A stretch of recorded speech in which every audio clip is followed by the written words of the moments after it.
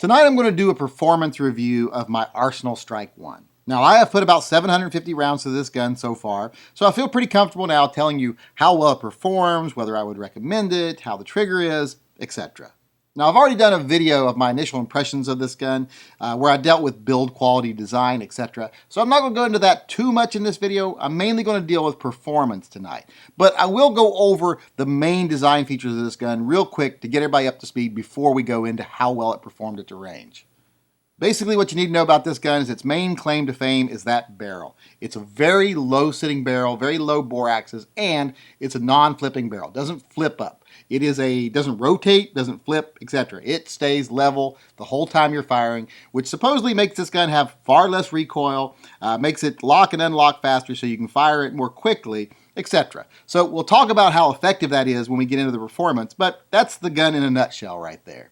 Now, as I've said before, it's kind of a big gun. So I'm not going to deal with this as a concealed carry gun. I'm going to deal with this more as a combat gun because that's how it was designed. This was designed to be a combat pistol, so I'm going to treat it like that in my review. Now, first off, build quality. I talked about that in my initial video, but I'll go over it again real quick here. The gun is very well made. It's very well put together. It's very solid, especially inside. I mean, it's not perfect. It's not... I wouldn't say it's H&K quality, but I would say if you're someone that thinks Glocks are okay made, you're going to think this gun is awesome. If you're someone that likes your guns to be more like an H&K, I think you'll be satisfied with this gun. It won't be quite an H&K level polymer gun, but it's good enough that it will satisfy people that like H&K. So build quality, it's pretty good. Now, like I said before, the main claim to fame of this gun is that barrel. It sits really low and it doesn't flip when you fire the gun. So that's its main claim to fame there. But still, this gun is very distinctive in its design. So let's talk about the design a little bit. The looks of this gun, they're pretty unique. The lines of the gun, they don't match up normally the way you would think of a gun doing. Usually this is all one straight line all the way across. Because this barrel sits so low, close to the trigger, etc., it's got a little bit of break of lines here. So it looks a little different. Now you might not pay much attention to that, but it does make a big difference in how you perceive the gun overall, whether you realize it or not. The gun is overall very unique looking. It's got this recessed area right here in the slide. This got breakdown here where it's been milled out to be a little smaller right there. And you notice that. It's got a big grip on it. It's got a nice curved trigger guard here. So it's overall a really attractive gun in a way. In some ways, it's one of the ugliest guns I've ever seen, but it grows on you. Now that I've had it for a while, I really like the looks of it. So I'm going to have to say, aesthetically, this gun's pretty nice too. Okay, so we've talked about how it's a pretty innovative design. We've talked about how they execute that design pretty well. It's built pretty nicely. And we've talked about how I actually think it's a pretty attractive gun. So now let's talk about how well it actually performs at the range. Now this video you're about to see right here, this is my first trip to the range with this gun. I filmed this when I first got the gun. And you'll see it shoots really well. So let's take a moment here to look at it and then I'll show you how accurate I was with the gun.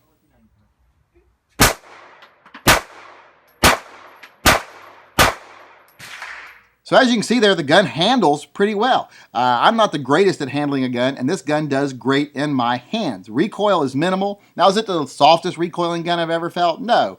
Does it have the least flip of any gun I've ever felt? No. My Chiappa Rhino has less flip than this gun. This gun, I would say, is pretty much comparable to my PX4 Storm, which is another non-flipping barrel. It's a rotating barrel. It's not stationary like this barrel, but it's similar, and they have similar recoil.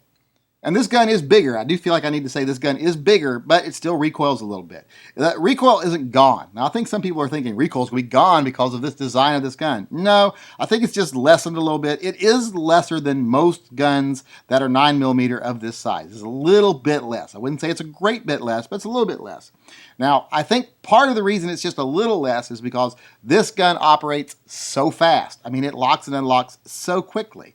And I think that low bore axis allows the gun to operate so quickly without increasing recoil. It actually does decrease it a little bit. So the gun is moving pretty quick. That slide is going back fast, and you're still not feeling a lot of muscle flip or a lot of recoil. So I think the design of the gun is doing its job very well in keeping the recoil manageable on a gun that's moving so quickly. Now, before we go any further here, I'll let you see it in slow motion and let you see how it does have some flip, like I said, but it's not bad flip.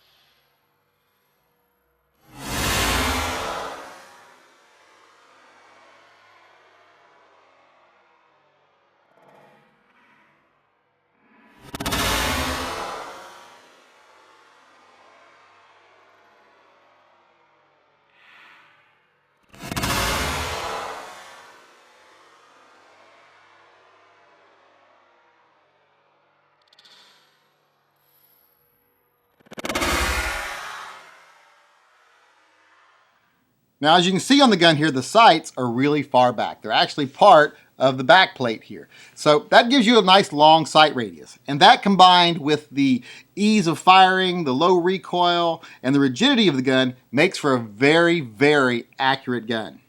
This picture I'm showing you right here, this is the first 10 rounds I ever fired from this gun. Now, I didn't fire them super fast, and this isn't from a great distance. This is only from about 30 feet, a little bit more, about 12 meters, 10 to 12 meters. Now, that's not a very long distance, and people might be saying, well, why are you shooting groups at such close range at just 30 feet? Well, in a self-defense scenario, I'm not going to shoot anyone that's beyond 30 feet from me. So I like to practice at the distances I might be using a gun for self-defense. Now, with this gun, probably should have shot at longer distances because, like I said, I don't really think this is a concealed carry gun. So if I was really going to test this gun again, and I will test it again, I might try shooting it at longer distances. Because like I said, it is a combat weapon, and combat weapons have to fire at longer distances. But I'm so used to shooting it to 30 feet range that that's what I did during the review. But I'll have to say, at 30 feet, this gun did awesome. That's a pretty good little group. I mean, I did go a little left and right, but that's me, not the gun. This gun is very accurate. So if accuracy is one of your main concerns, this gun definitely gets top notches in accuracy. It is just a tack driver. Now, as far as reliability has been on this gun, I have not had a single malfunction in 750 rounds. I have shot Winchester through it. I've shot different carry ammos through it. I've shot some generic rounds through it that I bought locally. It's ate everything I've put in it. Now, everything I've put in it's been pretty decent ammo. I mean, even though it was generic stuff, it wasn't like bargain basement surplus crap. So it's been pretty decent ammo, but it's ate every drop of it. So as far as reliability goes, after 750 rounds, I can say I consider this gun completely reliable. I would trust any gun after 750 rounds. It says it takes 500 rounds to break this gun in, but after 750, I never even noticed a break-in period before that. So I'm going to say, as far as reliability goes, top ratings on reliability too. Now, one thing I am going to say about gripping the gun is it's very big. This grip is very long. Like, I got normal sized hands here, and I've got quite a bit sticking out there. In fact, when I hold this gun in one hand, it seems a little too big for my hand. It's not the most comfortable thing in the world. It's not uncomfortable, just feels large. But when I get two hands on it, man, it really feels nice. It is really a great gun for putting two hands on. You feel like you got plenty of real estate, and it's really comfortable. So it's a great gun when you put two hands on it, but as far as a one-handed shooter, it's a little bit large. Now, one thing people have been wanting to know about this gun more than anything else is, how's the trigger? Now, I'm going to say, I love the trigger. Now, keep in mind, I like revolvers. If you just like semi-automatics, you might not love this trigger, but I love this trigger. Right now, this is probably my favorite trigger on a semi-automatic. Now, the trigger does have a little safety mechanism here. You have to push it back a little bit at the bottom here to get these little wings to flip up out of the way so the trigger will move all the way. Kind of similar to a Glock trigger, but just a little bit different take on the design, but still overall the same thing. Now, once you take out that little slack there for the little safety feature, there is a little bit of movement. It does take a little bit of movement to break the trigger. Now, it breaks very clean and it moves very smooth the whole way through, but there is a little bit of movement. And the reset is not short. It's pretty much all the way back out to where it would be if you took up the slack. Like, see, there's where you take off the little prongs. If you take it back, that's pretty much where it reset to. It pretty much resets all the way out. But like I said, it's a very smooth, consistent trigger on the take-up, and it breaks very nicely. If you like revolver triggers, you're going to love that. It's like a Glock trigger, but better, because Glock triggers have a little bit of movement too. And there's a reason it has that movement, and I'll go into that in a second. But like I said, the movement's there, but it's nice. It's not a bad movement at all. I like it. Now, if you're wanting no movement and it just break like glass as soon as you move the trigger, you're not going to get that out of this type of gun. Go get you a 1911 or something, because it's not going to be something you find in this type of gun. This has a little more movement than a PPQ or the VP9, etc. It's got just a little bit more movement than those guns do. Those guns do come a little bit closer to breaking like you might want from a 1911, but I still like this trigger as well as a PPQ, maybe even a little better. The PPQ breaks a little quicker, but I think this one is overall smoother, and I like that smoothness of the trigger. Now, the reason you have that little take-up is there's a little mechanism in here that when you're pulling the trigger back, it's pulling it out of the way so the gun can actually fire. So you're actually having to go through that whole movement to work the mechanism in here to fire the gun. It's actually part of the design of the gun. It's not like it's just a bad trigger. It's necessary. So that's why it's there. Now, if you want to look at the LifeSizePotato's video, he actually shows you the mechanism working. So go over and look at LifeSizePotato. He did a review of this gun. He'll actually show you a closer up look at that. So I don't feel like I need to right now. You can just go look at his. So in the end, my final opinion of this gun is it is awesome. This is an A-plus gun as far as polymer guns go, as far as I'm concerned. But is this the gun for you? Maybe not, because it is expensive. And like I said, it's a combat gun, not a carry gun. Now, they are supposedly going to make a compact version of this. And if they do, I'll tell you, I'll be the first one to buy one, just like I was one of the first ones to buy this, because I would definitely want one. Now, like I said, it's an awesome gun, but there are some negative factors that might not make it the gun for you. It's big, so like I said, it's not a carry gun, it's a combat gun, and it's expensive. Now, does it do the things it says it will do better than other guns? Yeah, I think it does. I do think it handles recoil better for a gun that's moving as quickly as it does. I think it's more accurate than other guns. I think it's easier to handle than other guns. I think it fires more quickly than other guns. But here's the thing. Are you someone that is maximizing the abilities of the guns you have, that you need to move up to something that's a little bit better? Or are you just like me and the gun is far better than you are anyway? Because in my case, most of my guns are far better than me anyway. I can't maximize their maximum potential anyway. So I definitely can't maximize the potential of this gun, even though it does have higher potential than my other guns. Now, if this gun came in a compact size, which they are supposedly going to make, I would definitely buy it as a carry gun. I would at least buy it and give it a try, and if it shot as well as this one, it would probably be my new carry gun, because if a gun performed this well, but was smaller, it would be an awesome carry gun. Now, was this gun worth what I paid for it? It's nearly $1,000 for this gun in this configuration. Now, to me, yes, it was.